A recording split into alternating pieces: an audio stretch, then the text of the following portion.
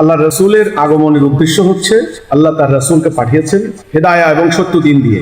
ওয়াল্লাযী আরসালা রাসূলাহু বিল হুদা ওয়া দীনিল হক লিইয়ুযহিরাহু আলা দীনি কুল্লিহি। সূরা ফাতিহা 28, সূরা সফ 9, সূরা তওবা 33। হেদায়া মানে রাইট ডাইরেকশন, এটার উপরে ভিত্তি করা একটা দিন। লিইয়ুযহিরাহু আলা দীনি কুল্লিহি, অন্য সমস্ত দিনের উপরে এটাকে বিজয়ী করে।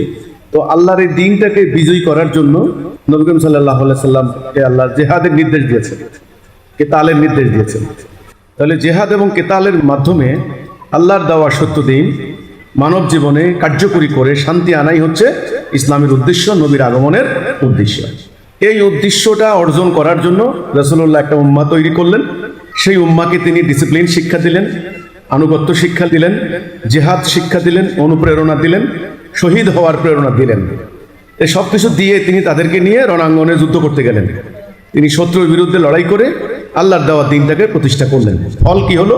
আরবের যে জাহিলি সমাজ, যেখানে মানবাধিকার ছিল না, যেখানে অন্যায় চলতো, গোত্রে গোত্রে হানাহানি হতো, ওটা বন্ধ হয়ে ন্যায় বিচার প্রতিষ্ঠা হলো। মানুষের কোনো নিরাপত্তা ছিল না, সেখানে নিরাপত্তা প্রতিষ্ঠা হলো। একা একটা মেয়ে মানুষ হাজার হাজার মাইল পথ পাড়ি দিচ্ছে, কোনো ভয় ছিল না।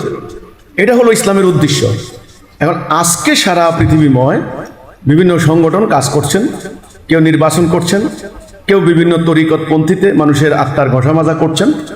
আসলে পৃথিবীতে মানবাধিকার লঙ্ঘিত, মানুষ আজকে আতঙ্কে ঘুমাতে পারছে না। ট্যাক্সের অত্যাচারে মানুষের জীবন নাবিশ্বাস হয়ে যাচ্ছে, সুদ ঘুষ রাহাজানি। অন্তত এই মুহূর্তে 40টা রাষ্ট্রে যুদ্ধ চলছে, অধিকাংশ সীমানায় সংঘর্ষ হচ্ছে। গত 2টা বিশ্বযুদ্ধে 14 কোটি মানুষ খুন হয়েছে, 3য় বিশ্বযুদ্ধেরও দ্বার প্রান্তে এসে দাঁড়িয়েছে।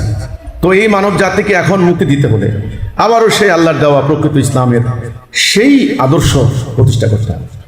সেটার জন্যই আন্দোলন করছে হিজবুত তাওহীদ।